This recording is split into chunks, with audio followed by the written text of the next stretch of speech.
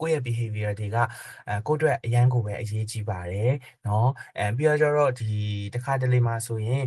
ဒီ deadline fighter မျိုးတွေလည်းရှိရပေါ့เนาะအဲ့တော့ဒါတွေကလည်းကိုယ့်အတွက်ကောင်းစေတာလားဆိုးစေတာလားဆိုတဲ့ဥစ္စာမျိုးလေးကိုပြန်တွေးကြည့်ရတယ် time management ပေါ့เนาะ soft skill ထဲမှာဆိုရင်တော့ကိုဒီ time management အားနည်းလို့ deadline fight လိုက်တဲ့အခါမျိုးမှာဆိုရင်ကိုယ့်ရဲ့ performance တွေကျသွားတာမျိုးလေးတွေကိုယ့်ရဲ့ performance တွေကိုကောင်းကောင်းမလုပ်နိုင်မျိုးတဲ့အခြေအနေတွေအများကြီးပဲရှိရဲအဲ့တော့ဒီအခြေအနေမှာဆိုရင်ဒီချက်ဒီ body mind emotional behavior ဒီလေးခုကိုလည်းကိုကတီးဖို့လိုတယ်အဓိကကိုချစ်နေရမယ်ဒါမှခုနကပြောခဲ့တယ်လို့ပဲကိုတိုင်းဒီကိုချစ်နိုင်မှသူများကိုလည်းကိုကချစ်ပေးနိုင်မယ်ကိုတိုင်းတော့အရင်မချစ်နိုင်မဲနဲ့သူများကိုလည်းချစ်တယ်ဆိုတာကဒါဒီကချစ်နည်းမှန်မဟုတ်ဘူးလို့ဒီတစ်ခုမှပြောချင်ပါတယ်ဒါကတော့ဒုတိယတစ်ခုဖြစ်တဲ့ love yourself ဖြစ်ပါတယ်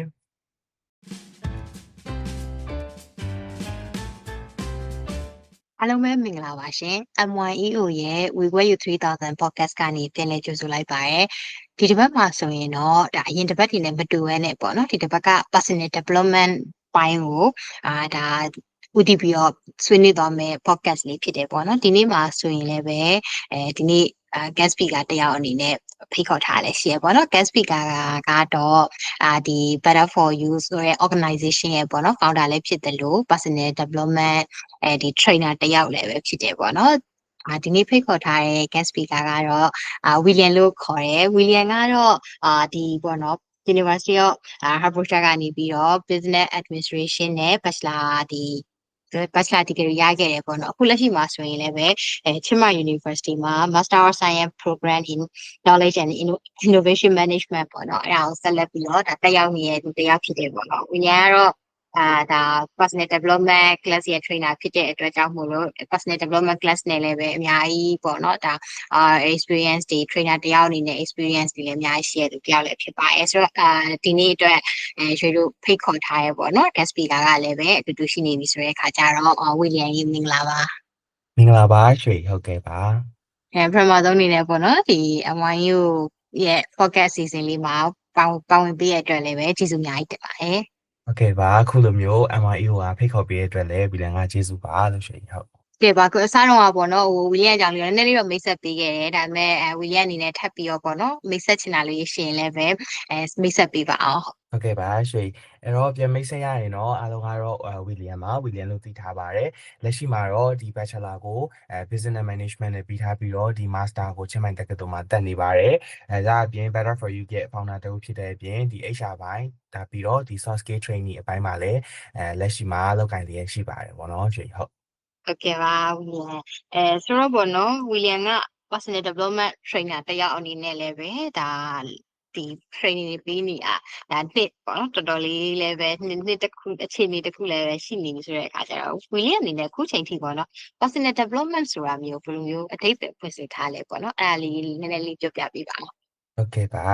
ကျေးဇူးပါပေါ့နော်အဲ့တော့ပထမဆုံးအနေနဲ့ဒီ question လေးကိုပြောရမယ်ဆိုရင်ဒီ personal development ဆိုတာဒီကိုမွေးဖွားခဲ့တဲ့အချိန်ကနေပြီးတော့ကျတော့ဒီကိုစိတ်သိဆုံးတော့မယ်အထိအမြဲလုပ်နေရတဲ့ process တစ်ခုဖြစ်တယ်ပေါ့နော်တချို့ကကျတော့ထင်တယ်ဒီ personal development ဆိုတာကအချိန်ကာလတစ်ခုဒီအကန့်ကာလတစ်ခုမှာပဲလုပ်ရတဲ့အရာမျိုးလို့ထင်ကြတာမျိုးရှိရပေါ့နော်ဘယ်အချိန်မှာထင်ကြလဲဆိုရင်ဒီ Better for You ရဲ့ဒီ personal development class ကိုဖွင့်တဲ့အခါမျိုးမှာဆိုရင်ဒီလိုမျိုးကျောင်းသားတွေကထင်ကြတယ်ဒီ class ဒီ camp ကာလတစ်ခုမှာပဲလုပ်ရတဲ့ process တစ်ခုဒါပြီးသွားရင်ဒီဥစ္စာကပြီးသွားတဲ့ဥစ္စာမျိုးလို့ထင်ကြတယ်အဲ့တော့အဲ့လိုမဟုတ်ဘူးဒီ personal development လုပ်တဲ့အခါမျိုးမှာဆိုရင် hard skill လုပ်ရတာဖြစ်တယ်လို့ soft skill လုပ်ရတာလည်းရှိရဆိုပေမဲ့ soft skill ကိုဦးစားပေးပြီးတော့လုပ်ရတဲ့အရာတစ်ခုဖြစ်တယ်အဲ့တော့ဒီဟာဒီအဓိပ္ပာယ်ဖွင့်ဆိုပေးရမယ်ဆိုရင်တော့အမြဲတမ်းလုပ်နေရမယ့် process တစ်ခုဖြစ်တယ်ပြီးတော့ကျတော့ကိုအခုထက်ပို့ပြီးတော့ကျတော့သိအောင်စူးစမ်းရတယ်ပြီးတော့ကိုတိုးတက်ဖို့အရာတွေကိုတွေးကြည့်ရတယ်တွေးကြည့်အောင်လည်းမပြီးဘူးခန်းစားကြည့်ရတယ်အော်ငါဒါတကယ်လုပ်ရင်ဖြစ်ပါမလားဆိုတဲ့ဥစ္စာမျိုးတွေတွေးကြည့်ခန်းစားကြည့်ပြီးသွားတဲ့အခါမှာဆိုရင်လက်တွေ့ဘဝမှာလုပ်ရတယ်ပေါ့နော်တခါတလေမှာဒီ personal development လို့ပြောလိုက်တဲ့အခါမှာဒီ personal development ဆိုတဲ့စကားလုံးလေးကိုပြောချင်တယ်ပေါ့နော် တခါတလေမှာဘာတွေမှားနေတတ်လဲဆိုရင် personal development လုပ်တဲ့အခါမှာကိုယ့်အတွက်ကိုလုပ်တာမျိုးမဟုတ်ဘဲနဲ့သူများအတွက်လုပ်တာမျိုးပေါ့နော် example အနေနဲ့ပြောပြရမယ်ဆိုရင်ငယ်ငယ်တုန်းကဒီကျောင်းသားဘဝမှာဆိုရင်ကျောင်းသားတွေကရှိရပေါ့နော်အဲ့တော့စာတော်အောင်ထိုးစားတယ်ဒီဟာတွေတိုးတက်အောင်လုပ်တဲ့အခါမှာဆိုရင်ကိုယ့်အတွက်ဆိုတာထက်ကိုယ့်ရဲ့မိသားစုအတွက်ဒီလိုမျိုးလုပ်ပေးတယ်ဆိုတဲ့ဥစ္စာမျိုးရှိဒါပေမဲ့ personal development မှာကျတော့အဲ့လိုမဟုတ်ဘူးကိုယ့်ရဲ့ development ကိုလုပ်ရတယ်လုပ်နေတဲ့အရာအားလုံးဒီလေကိုယ့်အတွက်ကိုပဲဖြစ်တယ်မြင်အောင်ပြောပြရမယ်ဆိုရင် William ဆိုရင်လက်ရှိဒီမှာဆိုရင်ဒီnumber fit မှာဆိုရင် William တို့တွေလုပ်နေကြတယ်လုပ်တဲ့အခါမျိုးမှာဆိုရင်ဒီဟာလုပ်တာဒီသူများရဲ့ဒီ community work အတွက် community ကောင်းကျိုးအတွက်ဆိုတဲ့ purpose ကိုသိမထားဘူးကိုဒီ personal development လုပ်နေတဲ့သူတယောက်ဖြစ်တဲ့အတွက်ကြောင့်မလို့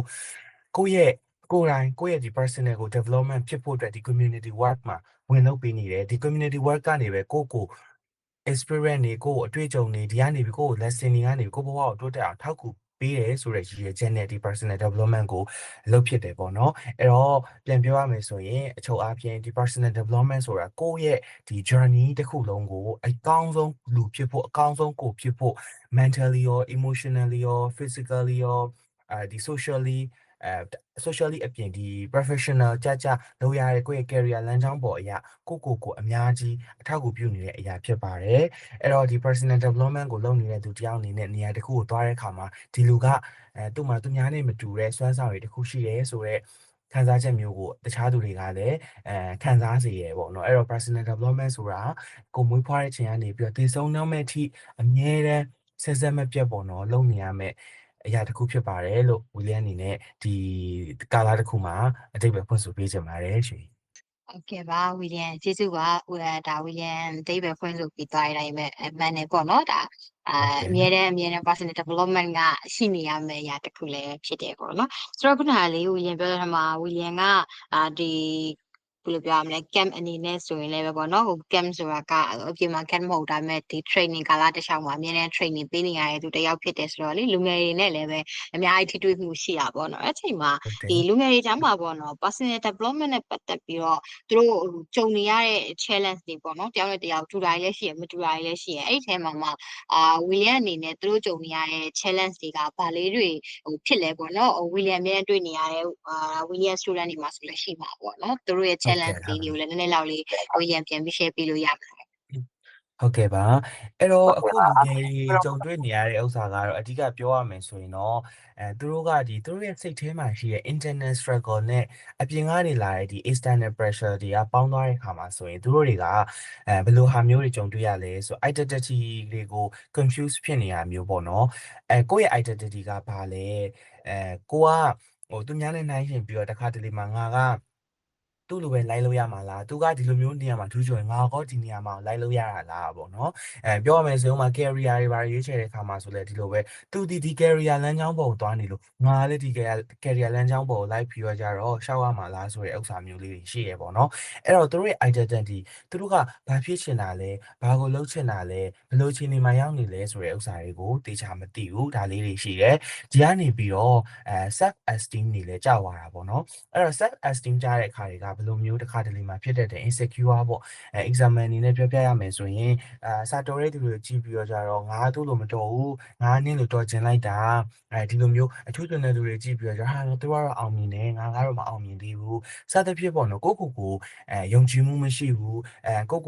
ကိုလုံနိုင်တယ်ဆိုတော့ confidence ကိုအပြည့်အဝမရှိဘဲနဲ့ insecure အမြဲတမ်းဖြစ်နေတယ်အဲ့တော့ insecure ဖြစ်တဲ့နောက်မှာဘာတွေလိုက်လာလဲဆိုတော့သူများကိုက jealous ဖြစ်လာတယ်မနာလိုလာတယ်အဲ့တော့သူများကိုပဲကိုကလိုက်ပြီးတော့မုန်းလာတယ်ကိုနဲ့ဘာရန်ညွှန်းရန်စားမှမရှိဘဲနဲ့ကိုနဲ့ဘာမှမဖြစ်ဘဲနဲ့ပေါ့နော်ဒီလူတယောက်ကိုအရင်ကြိတ်ပြီးတော့ကျွန်တော်မုန်းလာတဲ့အခြေအနေမျိုးတွေအများကြီးပဲဖြစ်လာတယ်ပေါ့နော်ဒါတွေကလည်းလူငယ်တွေလက်ရှိမှာကြုံတွေ့ရတဲ့ဒီ personal development အားနည်းတဲ့ပြဿနာတစ်ခုဖြစ်ပါတယ်နောက်တစ်ခုအနေနဲ့ပြောပြရမယ်ဆိုရင်တော့ခုနအရာတွေနဲ့လည်းချိတ်ဆက်တယ်ပေါ့နော်personal development က soft skill ဖြစ်တဲ့အတွက်ကြောင့်မလို့တစ်ခုနဲ့တစ်ခုနဲ့ကအများရမဲ့ချိတ်ဆက်နေတယ်အဓိကကတော့သူတို့မှာ direction မရှိဘူးသူတို့မှာ purpose တွေမရှိဘူးအဲ့တော့ဒါကလည်းအချိန်တွေအများရဲကြောင်းပေါ့နော်သူတို့မှာခက်ခဲနေကြဒီလိုမျိုးဖြစ်သွားတာဖြစ်တယ်အဲ့တော့ကိုဒီ personal development ကိုလုပ်မယ်အောင်မြင်ခြင်းတဲ့လူငယ်တယောက်အနေနဲ့ဆိုရင်ကို့မှာကောင်းမွန်တဲ့ direction တွေကောင်းမွန်တဲ့ရည်ရွယ်ချက်တွေရှိဖို့လိုတယ်တခါတလေမှာဆိုရင်ကိုယ့်ရဲ့ဒီ emotional emotional regulation တွေကိုကောင်းကောင်းမထိန်းချုပ်နိုင်ဘူး example ဆိုရင် stress တွေ anxiety တွေပေါ့နော်အဲ့တော့ stress တွေဆိုတာကလူတိုင်းပဲဘယ်သူမှဆို stress တွေဖြစ်မှာပဲကောင်းအောင်နေတဲ့သူတွေဆိုရင်လည်း stress ကဖြစ်မှာပဲအဲ့တော့ကိုဒီဘယ်လိုအခြေအနေမှာပဲဖြစ်ဖြစ်ဒီလာတဲ့ stress တွေ stress ဆိုတာကတချို့သောဟာတွေမှာကိုကြောင့်မဟုတ်ဘဲနဲ့အပေါင်းဝန်းကျင်ကနေလာတဲ့အရာတွေလည်းရှိနိုင်တယ်အဲ့ချိန်မှာဒါတွေကိုကောင်းကောင်းကိုက control မလုပ်နိုင်ဘူးဒီပေါ်မှာအရန်ကြီးစိတ်ကိုအရန်ကြီးရော့သွားပြီးတော့ပေါ့နော်အစင်မပြေကို control မရှိတော့တဲ့အခြေအနေတွေလည်းအများကြီးပဲရှိတယ်အဲ့တော့ဒါကိုယ့်ရဲ့ direction ကိုဘယ်လမ်းကိုရှောက်မလဲဆိုတဲ့ဥစ္စာတွေရည်ရွယ်ချက်တွေကအများကြီးပဲသိဖို့လိုအပ်တယ်နောက်တစ်ခုကတော့ဒါဝီလန်တို့ကိုယ်တိုင်ဖြည့်ဆည်းပေးနေတဲ့အရာတစ်ခုဖြစ်ပါတယ်ဒါကတော့ဗာလဲဆိုတော့ soft skill development နေsoft skill development ဆိုတဲ့အရာမှာဆိုအရင် limited ဖြစ်ပါတယ်လူတွေကအခုခေတ်မှာဆိုရင် soft skill တဲ့ hard skill တွေကိုပဲပို့ပြီးတော့ကြတော့ဦးစားပေးပြီးတော့လုပ်နေကြတာမျိုးတွေရှိတယ်ဒါခုနောက်ပိုင်းကတဖြည်းဖြည်းနဲ့educated ဖြစ်လာတဲ့နောက်မှာဆိုတော့ soft skill ကိုအများကြီးပဲဦးစားပေးလာကြတယ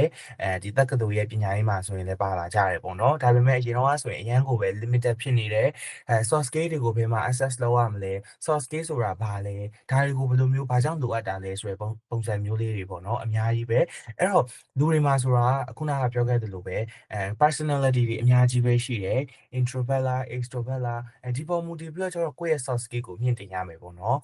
class မှာဆိုရင်ကြုံတွေ့ရတာလေးရှိရဲတချို့သောကျောင်းသားတွေကကျွန်တော်ကတော့ introvert အဲ့တော့ introvert တယောက်အနေနဲ့ soft skill ကအဲ့လောက်ကြီးလိုအပ်လို့လားဆိုပြီးတော့မေးလာတဲ့ခါမှာမဟုတ်ဘူးသူ့ရဲ့ personality ကိုယ့်ရဲ့ personality နဲ့ကိုက်ညီပြီးတော့လူတိုင်းမှာ soft skill ရှိဖို့ဆိုတာအင်မတန်အရေးကြီးပါတယ်ဒါလေးတွေရှိတယ်နောက်ဆုံးအနေနဲ့တွေ့ရတဲ့တစ်ခုကတော့ဘာလဲဆိုတော့ကြတော့ပြောရမယ်ဆိုရင်ဒီ failure ဖြစ်မှာကိုကြောက်ကြတယ်ကြာရှုံးမှာကိုကြောက်ကြတယ်တခုခုငါလှုပ်လိုက်လို့မအောင်မြင်သွားမှာငါလှုပ်လိုက်လို့တခုခုဖြစ်သွားမှာဆိုတဲ့ဥစ္စာမျိုးတွေပြီးတော့ဝေဖန်ခံရမှာမျိုးတွေပေါ့နော်လူငယ်တွေကအရန်ကြောက်တယ်ဘာလို့လဲဆိုတော့တစ်ခါဝေဖန်ခံလိုက်ရရင်တစ်ခါပြောခံလိုက်ရရင်ဒီပေါ်မူတည်ပြီးတော့စိတ်ဓာတ်တွေကျသွားတာမျိုးလေးတွေရှိရပေါ့နော်အဲ့တော့ဒါလေးတွေကလည်းအဖက်ဖက်ပြန်ပြီးတော့ကျတော့ကြီးရတာမျိုးတွေရှိတယ်ဒီ soft skill class မှာဆိုရင်လည်းကိုရီးယားတစ်ခါတလေဒီ presentation လုပ်တဲ့ခါမှာသူတို့အနေနဲ့လိုအပ်ချက်တွေရှိတဲ့ခါမှာကိုရီးယား feedback ပေးတဲ့ခါတချို့သောသူတွေကအော်ငါတို့စင်မပြေဘူးအဲ့တော့ဒီတစ်ခါစင်မပြေရင်အများနဲ့စင်မပြေတော့ဘူးလို့ထင်တာပေါ့နော်တကယ်တမ်းတော့အဲ့ဒါလေးကိုကိုယ့်ရဲ့အမြင်တွေကိုတစ်ချက်ပြောင်းလဲရမယ်โอเคငါကတော့ဒီတစ်ခါမှားသွားတယ်ငါဒီဟာကိုဘယ်လိုမျိုးသုံးပြီးတော့နောက်တစ်ချိန်မှာပြန်ပြီးတော့ပြုပြင်ရမယ်ဒီ live lesson ကိုဘယ်လိုမျိုးကောင်းတဲ့အရာတစ်ခုဖြစ်ကိုကဖန်တီးရမလဲဆိုတဲ့ဥစ္စာမျိုးကိုကောင်းကောင်းသိဖို့လိုအပ်ပါတယ်အဲ့တော့ဒါကတော့လူငယ်တွေအားလုံးအခုလက်ရှိမှာပေါ့နော်ကြုံတွေ့နေကြတဲ့ပြဿနာတွေလက်ရှိမှာသူတို့အနေနဲ့သူတို့စီကနေကြားရတဲ့ပေါ့အရာလေးတွေပဲဖြစ်ပါတယ်ဟုတ်ကဲ့ပါဟုတ်ကဲ့ပါဝီလျံကျေးဇူးပါဝီလျံအနေနဲ့ဆိုရင်လည်းပဲပေါ့နော်ဒါတကယ်ဟိုမှလူငယ်ကြုံတွေ့နေရတဲ့ဟာတွေကိုလည်းပဲပြန်ပြီးတော့ share လုပ်ပေးသွားတော့ဖြစ်တယ်ပေါ့နော်ဝီလျံကတော့ပို့ပြီးတော့ဒီလူငယ်တွေနဲ့ပို့ပြီ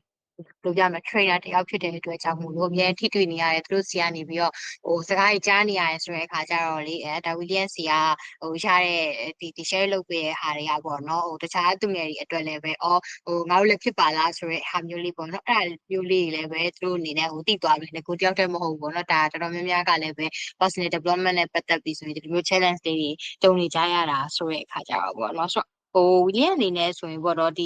ဟို personal development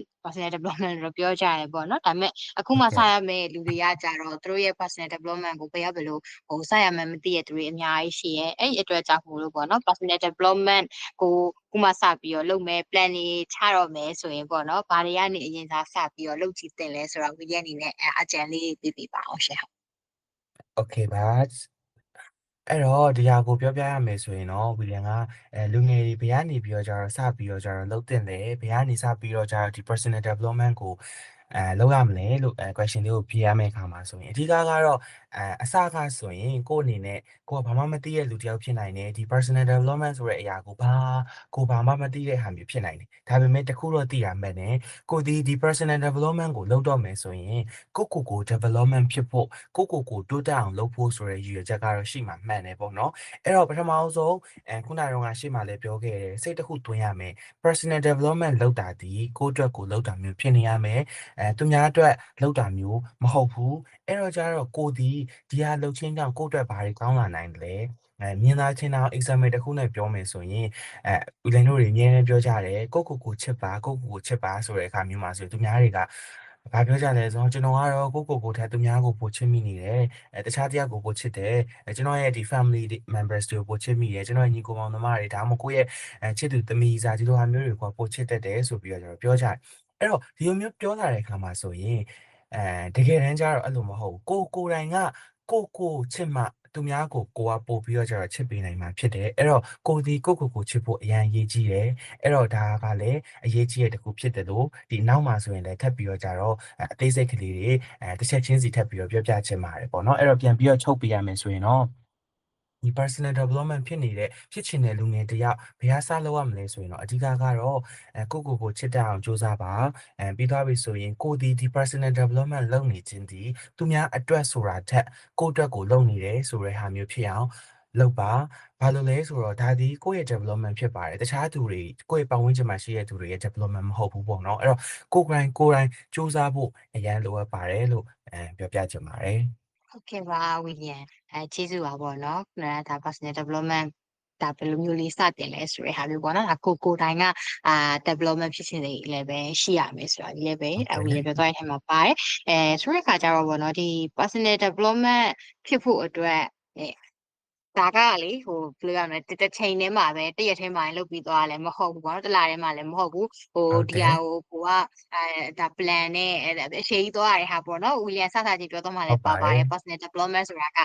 မွေးတဲ့အချိန်ကနေစပြီးနောက်ဆုံးတည်တဲ့အထိဒါအများနဲ့သွားနေရမယ်ဒါတစ်ခုဖြစ်တယ်ပေါ့နော်အဲ့တော့အများနဲ့လုပ်ဖို့မှာဆိုရင်personal development ကိုအရင်အကြီးကြီးကြီးလည်းပဲဒါလုပ်ရတာမဟုတ်ဘူးကိုယ်တိုင်ကနေပြီးတော့ပေါ့နော်နေ့စဉ်နေ့တိုင်းလေးမှာပဲကိုယ့်ရဲ့တခြားသောလုပ်ငန်းဆောင်တာတွေလုပ်နေရင်းနဲ့ကိုယ့်ရဲ့ personal develop ဖြစ်ဖို့ဆိုရင်ဘယ်လိုမျိုးအချက်လေးတွေကဒါနေ့စဉ်ဘဝမှာအသုံးဝင်လဲပေါ့နော်ဒါပြောမယ်ရေရှည်မှာတော့ဒါလေးကတိုးတက်သွားတာကိုသိရတယ်ဒါပေမဲ့ဒါရေတိုမှာတော့မသိနိုင်ဘူးပေါ့နော်ဒါပေမဲ့ဒါလေးကလည်းဖြစ်တယ်တစ်ချိန်ချိန်မှာလည်းပဲထိရောက်တဲ့ဟာတစ်ခုကိုပြန်ရလိမ့်မယ်ပေါ့နော်အဲ့လိုမျိုးအရာလေးတွေဖြစ်ဖို့ဆိုရင်နေ့စဉ်နေ့တိုင်းမှာဘာလေးတွေလုပ်လို့ရပါလဲပေါ့နော်အဲ့ဒါလေးလည်းဝီလျံအကြံပေးပြပါအောင်โอเคပါကျေးဇူးပါအဲ့တော့ဒါလေးကိုပြောပြရမယ်ဆိုရင်တော့ William အနေနဲ့ဒီအချက်လေးတွေ personal development ကိုလုပ်ရမယ်ဆိုတဲ့ဟာနဲ့ပတ်သက်လို့yourself 5ခုဆိုပြီးတော့ကျတော့သတ်မှတ်လေးရှိတယ်ဒါကဦးလည်းတို့သင်တဲ့ class တွေမှာလည်းအများနဲ့ပြောလေးရှိပါတယ် yourself 5ခုပေါ့နော်ဒါလေးကဘာလေးတွေဖြစ်မလဲဆိုတာကိုနားထောင်ကြည့်ပါအောင်လို့အဲ့တော့ပထမဆုံးအနေနဲ့ကတော့ be yourself ဖြစ်ပါတယ်အားလုံးလည်းသိပါလိမ့်မယ်အဲ့တော့ဘာပဲဖြစ်ဖြစ်ကိုကခုနကလည်းပြောခဲ့တယ် real ဖြစ်နေဖို့လိုတယ်ကိုဒီhonest ဖြစ်ရမယ်ရိုးသားရမယ်ပြီးတော့ကျတော့ဒီကိုလုံနေတဲ့ဟာကိုသိရမယ်ဒါအပြင်မှာဆိုရင်သူများလုံနေတဲ့ဟာကိုလည်းကိုကလိုက်ပြီးတော့တုနေစရာမလိုဘူးတခါတလေမှာrole model ရှိတာမှန်တယ်ပေါ့နော်ဒါပေမဲ့ကိုယ့်ရဲ့ role model စီကနေပြီးတော့ကျတော့ copy ယူရမှာမဟုတ်ဘူးပေါ့နော်အဲ့တော့စာလို့ပြောမယ်ဆိုရင်တော့ reference ယူရမှာပေါ့ okay သူကတော့ဒီဟာလေးတွေလုပ်တယ်ကိုယ့်ရဲ့ role model တွေကအဲ့တော့ကိုယ့်အနေနဲ့ဆိုရင်တော့ဒါကို reference ယူပြီးတော့ဘယ်လိုပုံစံမျိုးလုပ်မလဲဆိုတဲ့ဟာမျိုးဒီလိုမျိုးတော့လုပ်လို့ရတယ်ပေါ့နော်အဲ့လိုမဟုတ်ဘဲနဲ့တခါတလေမှာpersonal development လုပ်နေတဲ့သူတွေကviewer မဟုတ်ဘဲနဲ့သူများကိုအတူယူတယ်အဲ့ဒါမျိုးဆိုရင်ရေရှည်မခံနိုင်ဘူးပေါ့နော်ခဏပဲကိုကခဏလေးအတူယူလိုက်တယ်ဒါပေမဲ့ကြာသွားရင်ဒါကိုဆက်ပြီးတော့ကျတော့မလုပ်ဖြစ်တာမျိုးတွေ consistent မဖြစ်တော့တာမျိုးတွေအများကြီးပဲကြုံတွေ့ရတယ်ပေါ့နော်အဲ့တော့ပထမဆုံးတစ်ချက်အနေနဲ့ပြောရမယ်ဆိုရင်တော့ be yourself ဖြစ်ပါအဲ့တော့ကိုရိုးသားပါကိုအစစ်မှန်ဖြစ်နေရဲဆိုတဲ့ပုံစံမျိုးဖြစ်နေဖို့လိုအပ်ပါတယ်ဒါကတော့ပထမဆုံးတစ်ချက်ပါအဲ့တော့ဒုတိယတစ်ချက် yourself ကတော့ဘာဖြစ်မလဲဆိုတော့ life yourself ပေါ့နော်ခုနကတော့လည်းဒါလေးကို mention လုပ်ပြီးခဲ့တယ်အဲ့တော့ကိုချစ်တတ်ရမယ်အဲ့တော့ကိုယ့်ရဲ့ဖြစ်တည်မှုတိုင်းကိုကလက်ခံတတ်ရမယ်အဲ့တော့ William တို့ဒီ workshop တစ်ခုမှာဆရာမတယောက်ပြောခဲ့တဲ့ဟာကိုကြားခဲ့တယ်လူကိုပြင်မလားစိတ်ကိုပြင်မလားဆိုပြီးတော့မေးတယ်ပေါ့နော်အဲ့တော့ကိုယ်လည်းကိုပြန်မေးရမယ်လူကိုပြင်မလားစိတ်ကိုပြင်မလားဆိုတဲ့ဥစ္စာမျိုးပေါ့နော်အဲ့တော့ကိုကတခါတလေမှာစိတ်ကိုမပြင်နိုင်တဲ့ခါမှာလူကိုပြင်လိုက်ရတာမျိုးတွေရှိတခါတလေမှာလူကိုပြင်လို့မရတဲ့ခါမျိုးမှာစိတ်ကိုပြင်လိုက်ရတာမျိုးတွေရှိတယ် example အနေနဲ့ပြောပြရမယ်ဆိုရင်ထားပါတော့ကိုယ့်ရဲ့ physical appearance နဲ့ပတ်သက်လို့သိပြီးတော့ကြတော့သဘောမကျဘူးဒီကိုယ့်ရဲ့physical appearance နဲ့ပတ်သက်ပြီးကိုတိတ်ပြီးတော့ကြတော့ confidence ရှိမနေဘူးပေါ့နော်အဲ့ချိန်မှာအခုခေတ်မှာဆိုရင်တော့ပြင်လို့ရတဲ့ຢာတွေအများကြီးပဲရှိပါတယ်ပေါ့နော်အဲ့တော့ကျတော့ကိုဒီဒါကိုပြင်လိုက်မလားပေါ့နော်ကိုပြင်လို့ရတဲ့အနေအထားမျိုးဘယ်လိုမျိုး physical appearance ကိုလိုချင်တာလဲ surgery တွေလုပ်လိုက်မလားစသဖြင့်ဒါကလည်းတစ်ချက်ဒါလိုမျိုးမှမဟုတ်ဘူးဆိုတော့ okay ငါစိတ်ကိုငါပြင်မယ်ငါ ငါလက်ခံမယ်ဆိုတဲ့ဥစ္စာမျိုးနဲ့ဒါငါရဲ့ beauty ပဲဒါငါရဲ့unique ဖြစ်တဲ့ physical appearance ပဲငါကိုယ့်ရဲ့ရုပ်ရည်ဘာမှသူများတဲ့ထူးခြားတယ်ငါဒီလှတယ်ငါရဲ့ဒါအလှပဲဆိုတဲ့ပုံစံမျိုးနဲ့ကိုယ်စိတ်ကိုရအောင်ပြင်တွေးမလားဆိုတဲ့ဥစ္စာမျိုးပေါ့နော်အဲ့တော့တွေးတဲ့ခါမှာအရာတွေအများကြီးပဲရှိတယ်ပေါ့နော်ဘာလဲဆိုတော့ကိုယ့်ရဲ့ body တွေကိုယ့်ရဲ့ mind ကိုယ့်ရဲ့ emotional ကိုယ့်ရဲ့ behavior အားလုံးကိုကချစ်တတ်ရမယ်ကိုယ့်ရဲ့အရာအားလုံးကိုလက်ခံတတ်ရမယ်ဥပမာကိုယ့်ရဲ့ body ဆိုရင်လည်းလူမျိုးမျိုးရှိမယ်ဝါတာပိန်တာဖြူတာမဲတာစသဖြင့်ပေါ့နော်အမျိုးမျိုးရှိရတဲ့ကိုယ့်ရဲ့ body structure physical appearance အားလုံးကိုလည်းကိုကလက်ခံနိုင်ရမယ်ပြီးတော့ကိုယ့်ရဲ့စိတ်တွေကိုယ့်ရဲ့ emotional တွေတခါတလေမှာတချို့သော mind တွေကကိုယ့်ရဲ့မွေးဖွားကလေးရတာမျိုးဗီဇာရဖြစ်နေဒိတ်တာမျိုးတွေကိုယ့်ရဲ့ family background ကိုယ့်ရဲ့ environment တွေအကြောင်းဖြစ်လိုက်ရတာမျိုးတွေရှိရပေါ့နော်အဲ့တော့ကိုယ့်ရဲ့ဒါတွေဖြစ်တဲ့အခါမျိုးမှာဆိုရင်ကိုကဒါတွေကိုကောင်းကောင်းနားလည်ပြီးတော့အသုံးချနိုင်ဖို့လိုအပ်တယ်နောက်ဆုံးတစ်ခုကတော့ behavior ပေါ့နော်အဲ့တော့ကိုချစ်တဲ့သူတယောက်အနေနဲ့ဒီ personal development ကိုလုပ်နေတဲ့လူတယောက်အနေနဲ့ကိုယ့်ရဲ့ behavior တွေကိုကလည်းအရင်ရေးကြည့်ရဲငါမှဘယ်လို behavior ရှိရမျိုးလဲငါရဲ့ဒီ behavior တွေကငါအတွက်ကောင်းစေတာလားဥပမာ example အနေနဲ့ပြောပြမယ်ဆိုရင်ဥပမာစိတ်လေးတောက်တယ်အရက်တောက်တယ်ဒီလိုမျိုးလူတယောက်ပေါ့နော်ဒီ behavior ဒီကိုယ့်အတွက်အများကြီးပဲကိုယ့်ရဲ့ကျန်းမာရေးကိုထိခိုက်စေရဲကိုစောစောသေဝါနိုင်တယ်အမျိုးမျိုးပေါ့နော်အဲ့ဒါဒီမကောင်းစေဘူးနောက်တစ်ခုဆိုရင်မြင်လာအောင်ပြောပြရမယ်ဆိုចောင်းသားတွေဆိုရင်တခါတလေမှာ consistent မရှိရမျိုးတွေပေါ့နော်အကောက်ယူမီခဏလေးပဲဒါလေးလှုပ်ချင်ခဏနေမေ့သွားပြီပေါ့နော်လှုပ်ချင်တာတွေကအများများနေဟာလှုပ်ချင်တဲ့ career တွေအများကြီးဒါပေမဲ့ခဏပဲကောက်ယူမီပဲခဏနေပျောက်သွားတယ်ပေါ့နော်အဲ့တော့ကျတော့ဒီလိုမျိုးတွေမဖြစ်ရဘူးကိုယ့်ရဲ့ behavior တွေကကိုယ့်အတွက်အရန်ကိုပဲအရေးကြီးပါတယ်เนาะပြီးတော့ကျတော့ဒီတခါတလေမှာဆိုရင်ဒီ deadline fighter မျိုးတွေလည်းရှိရပေါ့เนาะအဲ့တော့ဒါတွေကလည်းကိုယ့်အတွက်ကောင်းစေတာလားဆိုးစေတာလားဆိုတဲ့ဥစ္စာမျိုးလေးကိုပြန်တွေးကြည့်ရတယ် time management ပေါ့เนาะ soft skill ထဲမှာဆိုရင်တော့ကိုဒီ time management အားနည်းလို့ deadline fight လိုက်တဲ့အခါမျိုးမှာဆိုရင်ကိုယ့်ရဲ့ performance တွေကျသွားတာမျိုးလေးတွေကိုယ့်ရဲ့ performance တွေကိုကောင်းကောင်းမလုပ်နိုင်မျိုးတဲ့အခြေအနေတွေအများကြီးပဲရှိရဲအဲ့တော့ဒီအခြေအနေမှာဆိုရင်ဒီချက်ဒီ body mind emotional behavior ဒီလေးခုကိုလည်းကိုကတီးဖို့လိုတယ်အဓိကကိုချစ်နေရမယ်ဒါမှခုနကပြောခဲ့သလိုပဲကိုတိုင်ဒီကိုချစ်နိုင်မှသူများကိုလည်းကိုကချစ်ပေးနိုင်မယ်ကိုတိုင်တော့အရင်မချစ်နိုင်မဲနဲ့သူများကိုလည်းချစ်တယ်ဆိုတာကဒါဒီကချစ်နည်းမှန်မဟုတ်ဘူးလို့ဒီတစ်ခုမှပြောချင်ပါတယ်ဒါကတော့ဒုတိယတစ်ခုဖြစ်တဲ့ love yourself ဖြစ်ပါတယ်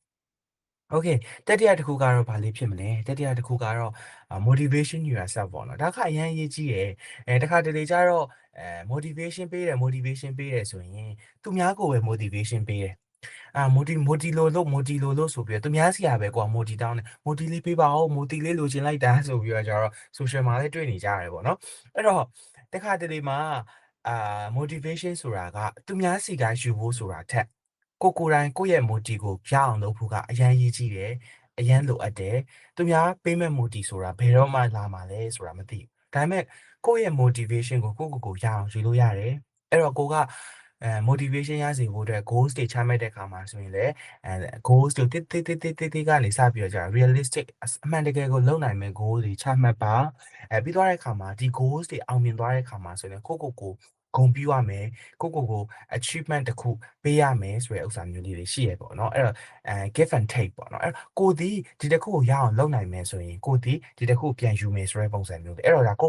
ပေးတဲ့ motivation တစ်ခုပဲအဲ့တော့မြင်သာအောင်ပြောပြမယ်ဆိုရင်တခါတလေမှာဆိုရင်ကိုယ့်ရဲ့ဒီဆောင်းပွဲတွေရှိမယ်ကိုလုပ်ရတဲ့ competition ပြိုင်ပွဲတွေရှိမယ်ဒါတွေမှာငါဒီပြိုင်ပွဲမှာဒီလောက်ရအောင်လုပ်နိုင်မယ်ဆိုတဲ့ဥစ္စာမျိုးလေးတွေပေါ့နော်အဲ့ငါဒီလောက်ရအောင်လုပ်နိုင်မယ်ဆိုငါဘာလုပ်မယ်ဆိုတဲ့ဥစ္စာမျိုးပေါ့နော်အဲ့တော့နောက်တစ်ခုကကျတော့motivation ပေးတဲ့အခါမျိုးမှာဆိုရင်ကိုတခုသိထားဖို့လိုတယ်ကိုစိတ်ကိုခုနကလည်းပြောပြခဲ့တယ်ဒီ competition တွေမှာပေါ့နော်တိုင်ပွဲတွေမှာဆိုရင်ကို motivation အရန်ပေးထားတယ်ငါက strong ငါဒီတာ winner ငါဒီတာ top ဖြစ်ရမယ်ဆိုတဲ့ဥစ္စာမျိုးတွေရှိအဲ့တော့တခါတလေမှာဒီမှန်ကန် motivate တဲ့ဖို့လည်းလိုအပ်တယ်လို့ခုနကအပေါ်မှာပြောခဲ့တယ်လို့ပဲအရာကိုလက်ခံနိုင်ရမယ်လက်ခံတတ်ရမယ်ဆိုတဲ့ဥစ္စာမျိုးပေါ့နော်အဲ့တော့တခါတလေ competition တွေမှာကိုဒီ winner ရချင်မှရမယ်ကိုဒီကောင်းတဲ့ဒီစုစိတ်တွေကိုရချင်မှရမယ်ဒါပေမဲ့ဒီဟာကိုလက်ခံနိုင်ရမယ်လူတိုင်းအားလုံးကစူးစမ်းနေကြတယ်ကိုလိုမျိုးလူတွေစူးစမ်းနေတဲ့သူတွေအများကြီးပဲရှိတယ်အဲ့တော့ငါတယောက်တည်းဒီမှာစူးစမ်းနေရမဟုတ်လူတိုင်းကစူးစမ်းနေကြတာဖြစ်တဲ့အတွက်ကြောင့်မလို့ ကိုယ့်ရဲ့ဒီ motivation ကိုလည်းဒီနေရာကနေပဲရအောင်ယူရတာမျိုးတွေရှိတယ်ပေါ့နော်တခါလူတိုင်းငါလိုပဲစူးစမ်းနေကြတယ်အဲ့တော့ဒီလိုမျိုးစုမရတဲ့အခါတခုခုရွှေ့သွားတဲ့အခါမှာဆိုလဲကိုယ့်စိတ်ကိုကောင်းကောင်းလေး control လုပ်ဖို့လိုအပ်ပါတယ်ကိုကအများကြီးမျောလင့်ထားတဲ့အခါမှာအများကြီးမရတော့တဲ့အခါမှာအများကြီးထိခိုက်ရမျိုးတွေကိုယ့်ရဲ့စိတ်ကိုဖြစ်စေပါတယ်ဒါကတော့ motivation on yourself ဆိုတဲ့ yourself တတိယမြောက်ဖြစ်ပါတယ်နောက်တစ်ခုကတော့အရင်ကြီးကြီးတဲ့တစ်ခုပေါ့အဲ့ဒါကဘာလဲဆိုတော့ normal yourself ပေါ့နော်ကိုပို့ပြီးတော့ကျတော့သိရမယ်ငါဘာတွေလုပ်နေရလဲငါဘာတွေကြိုက်လဲငါဘာတွေမကြိုက်လဲဆိုတဲ့ဥစ္စာမျိုးတွေပေါ့နော်အမြဲ self reflection လုပ်နေရတယ်အဲ့တော့ William Coran လည်း self reflection လုပ်လာဆိုလုပ်ငါဒီတစ်ပတ်မှာဆိုငါဒါတွေကိုကြိုက်လို့လုပ်လိုက်ရတာโอเคတခါလေကြာရင်ကိုမကြိုက်ဖဲနဲ့အချင်းကြီးရဲကြောက်ပေါ့နော်တခြားသူပြောစီခြင်းလို့တခြားသူအာနာလို့လုပ်ပေးလိုက်ရတဲ့အရာမျိုးတွေရှိအဲ့တော့ဒီလိုဟာမျိုးတွေရောငါအဆင်ပြေရလားဆိုတဲ့ဟာမျိုးလေးတွေကိုကိုယ့်အကိုသိအောင်အမြဲတမ်းလုပ်ရတယ်အဲ့တော့ normal yourself ဒီဘယ်နေရာမှာအရန်ရေးကြီးလဲလို့မေးရဆိုရင် career ကိုရွေးချယ်တဲ့အခါမှာအရန်ရေးကြီးတယ်ကိုဒီ career လမ်းကြောင်းပေါ်ရှောက်တဲ့အခါမှာဆိုရင်ကိုမကြိုက်တဲ့ career တစ်ခုကိုနဲ့အဆင်မပြေတဲ့ career တစ်ခုကိုကရွေးချယ်လိုက်ပြီးတော့ဒီဟာကိုကဆက်မလုပ်ချင်တော့ဘူးဆိုရင်ကိုအတွက်ကအချိန်တွေငွေတွေလူအင်အားစိတ်အင်အားအများကြီးပြင်ပန်းခဲ့တဲ့ဟာမျိုးတွေမှာအရန်အဆင်မပြေဖြစ်မိတယ်ပေါ့နော်အဲ့တော့ပြောချင်တာကတော့ကိုပိုတိအောင်လုပ်ဖို့လိုပါတယ်ဗီလန်ကိုရိုင်းလည်းမှန်တယ်ပေါ့နော်အရှိဒီလွန်ခဲ့တဲ့ဒီ2 နှစ်လောက်တော့ဆိုရင်ဒီဘက် overseas ကိုရောက်လာတဲ့အခါမှာတိတ်ပြီးတော့ကြတော့ဒီ career နဲ့ပတ်သက်ပြီးကိုကဘာလုပ်ရမှန်းလည်းမသိတဲ့အခါမှာဒီ program အရွေးမားသွားတဲ့ဥစ္စာမျိုးတွေရှိခဲ့အဲ့ချိန်မှာကိုပြန်ပြီးတော့သုံးသပ်တယ် okay ဒါဒီငါနဲ့ကိုက်ရလားငါဒီဟာပြီးသွားရင်ငါဘာလုပ်မှာလဲငါ့ရဲ့ career လမ်းကြောင်းကဒါနဲ့ဘယ်လောက်တော့ချိတ်ဆက်မှုရှိလဲ100မှာဆိုရင်တော့ okay 30လောက်တော့ချိတ်ဆက်မှုရှိအဲ့တော့30ထက်ပိုတဲ့ချိတ်ဆက်ပေးနိုင်တဲ့ career လမ်းကြောင်းငါရအောင်ရှောက်မယ်ငါရအောင်ပြန်ရွေးချယ်မယ်ဆိုရယ်ကိုယ့်ရဲ့ဒီ reflection လုပ်ပြီးတော့ changes တွေအများနဲ့လုပ်ရတယ်ဖြစ်လာတဲ့အရာတွေအားလုံးမှာလည်းကိုက adaptable ဖြစ်နေနိုင်ဖို့အများကြီးပဲလိုအပ်ပါတယ်ဒါကတော့ဒီကိုသိဖို့လိုတဲ့ကိုသိဖို့လိုတဲ့အချက်တစ်ခုပေါ့နော်ဒါအပြင်မှာဆိုရင်SWOT analysis ကိုအများနဲ့လုပ်နေရတယ်ပေါ့နော်အဲ့တော့အားလုံးသိပါလိမ့်မယ် SWOT ကိုယ့်ရဲ့ strength ကိုယ့်ရဲ့အားသာချက်ကပါလေငါမှဘာအားသာချက်တွေရှိရလဲပြီးတော့ W အနေနဲ့ဆိုရင် weakness ပေါ့နော်အားနည်းချက်တွေရောပါလေအဲ့တော့ငါမှရှိတဲ့ဒီအားနည်းချက်တွေကိုအားသာချက်အဖြစ်ဘယ်လိုငါပြောင်းလဲမလဲဆိုတဲ့ဥစ္စာမျိုးကိုအမြဲတမ်းပဲစဉ်းစားနေရတယ်ဒါအပြင် O နဲ့ T နဲ့ opportunity နဲ့ threat နဲ့ပေါ့နော် opportunity ကတော့ကိုယ်မှာရှိတဲ့ကိုယ့်ရဲ့အခွင့်အလမ်းတွေက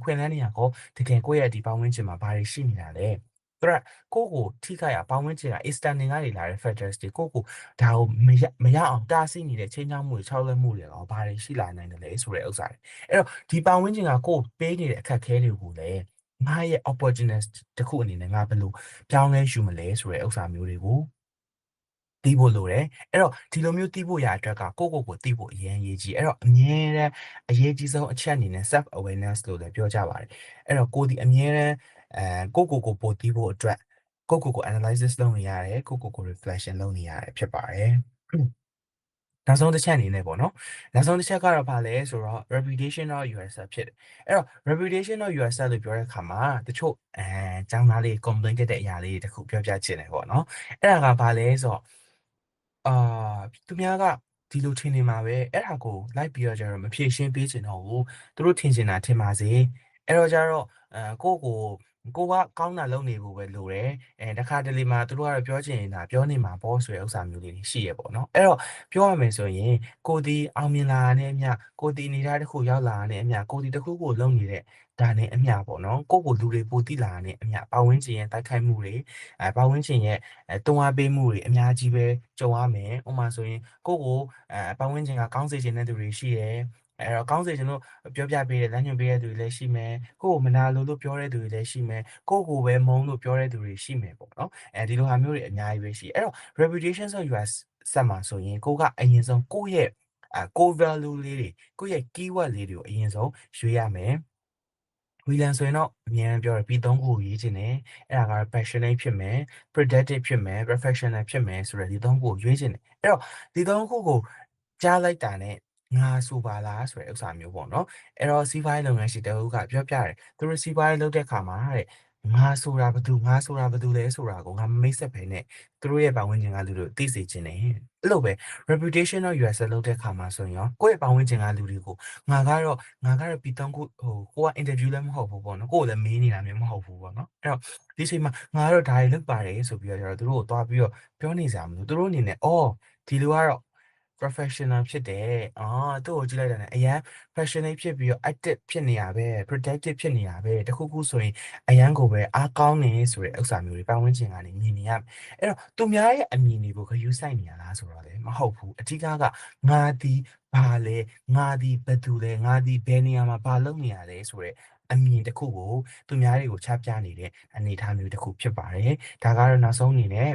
ဒီ reputation of yourself ဖြစ်ပါတယ်အဲ့တော့ဒီ personal development ကိုလုပ်နေတဲ့သူတွေအနေနဲ့ဆိုရင်ဒီ၅ချက်ပေါ်အခြေခံပြီးတော့ကျတော့အရာအလုံးကလုပ်နေရတယ်အဲ့တော့ပြန်ပြောရမယ်ဆိုရင်တော့ be yourself love yourself motivation yourself normal yourself နဲ့ reputation of yourself ဖြစ်ပါတယ်ပေါ့နော်အဲ့တော့ဒီ၅ခုပေါ်အခြေခံပြီးတော့ဒီ personal development ကိုပြည်လဲအနေနဲ့အတိတ်ပဲဖွင့်ဆိုပြီးတော့ကြဲပြန့်နဲ့ဒီမှာနားထောင်နေတဲ့လူငယ်တွေအားလုံးပို့ပြီးတော့စဉ်းစားလို့ရအောင်ပြောပြပေးချင်ပါတယ်ဟုတ်ကဲ့ပါဝီယံရေကျေးဇူးပါတကယ်ကိုပေါ့နော်ဒါပြည့်ပြည့်စုံစုံနဲ့ပေါ့နော်ဝီယံအများကြီးဒီချက်၅ချက်ကိုရှင်းပြပေးသွားရဲ့ပြီးရဲ့ခါကျတော့ဒီ personal development နဲ့ပတ်သက်ပြီးတော့ပေါ့နော်ဒါဝီယံအနေနဲ့အကြံတွေလည်းပဲအများကြီးပေးခဲ့တယ်ဒီ podcast ကိုနားထောင်နေတဲ့သူတွေလည်းပေါ့နော်ဝီယံပြောလိုက်တဲ့ဟာတွေတခုချင်းစီကတကယ်ဟိုပေါ့နော်နေဘဝမှာလည်းအရန်အရေးပါတယ် soft skill နဲ့ပတ်သက်ပြီးတော့လည်းပေါ့နော်တကယ်အရေးပါတဲ့အရာတွေဖြစ်တဲ့အတွက်ကြောင့်မို့လို့အကုန်လုံးလည်းပဲဒီ podcast လေးကနေပြီးတော့တခုခုပေါ့နော်ကြံခဲ့လိမ့်မယ်လို့မျှော်လင့်ပါတယ်အတွက်ပေါ့နော်ဒီနေ့အတွက်ဝီလီယံအများကြီးလည်းပဲတေချာလေးဆွေးနွေးပေးသွားတဲ့အတွက်ပေါ့နော်တကယ်အများကြီးလည်းကျေးဇူးတင်ပါတယ်လူငယ်တွေအတွက်လည်းပဲတကယ်အကျိုးရှိမဲ့ဒီစကားတွေဖြစ်တယ်ပေါ့နော်ဝီလီယံ Okay ပါရှင်ဟုတ် ကဲပါဆိုတော့ဒီတစ်ပတ်မှာဆိုရင်တော့ပေါ့နော်ဒီ personal development class တွေရဲ့ trainer လည်းပဲဖြစ်တယ်လို့ဒီလူငယ်ပေါ့နော် youth organization တခုရဲ့founder လည်းဖြစ်တယ်တစ်ဖက်မှာလည်း education background အနေနဲ့ဆိုရင်လည်းပေါ့နော်ဒါချင်းမိုင်း University မှာ master တက်နေရဲ့ပေါ့နော်ဝီလီယံကတော့ဒါအများကြီးဒီနေ့မှာတကယ်ပေါ့နော်တက်ဖို့ရှိရဲ့စကားလုံးတွေနဲ့အများကြီးလူငယ်တွေအတွက် motivation တွေရောပြီးတဲ့ခါကျတော့ကိုယ့်ရဲ့ဒါcareer အတွက်ပေါ့နော်ဒါသူအတွေ့အကြုံလေးတွေနဲ့ရှင်ပြီးတော့ပြောပြပေးခဲ့တာဖြစ်တယ်ပေါ့နော်ဆိုတော့ဒီ podcast ကတော့တကယ်ကိုပေါ့နော်အကျိုးတွေလည်းအများကြီးရှိသွားမယ်လို့ယုံကြည်ပါတယ်ဆိုတော့ဒီ podcast လေးကိုပေါ့နော်ဒါအစအနေအဆုံးထိနားထောင်ပေးခဲ့ကြတဲ့တယောက်ချင်းတိုင်းကိုလည်းပဲကျေးဇူးအများကြီးတင်ပါတယ်နောက်တစ်ပတ်မှာဆိုရင်လည်းပဲပေါ့နော်ဒါWe Were 3000 podcast ရဲ့ concept အတိုင်း exchange program တွေ scholarship တွေပြီးတဲ့အခါကျတော့တခြားသောမတူညီတဲ့ဒီလိုမျိုး soft skill တွေပေါ့နော် mental health နဲ့ပတ်သက်တာတွေလည်းပဲဒါအပတ်စဉ်မတူညီအောင်တင်ဆက်ပေးနေတာပေါ့နော်နောက်တစ်ပတ် episode မှာပြန်လည်ပြီးတော့တွေ့ကြပါမယ်အားလုံးကျေးဇူးအများကြီးတင်ပါတယ်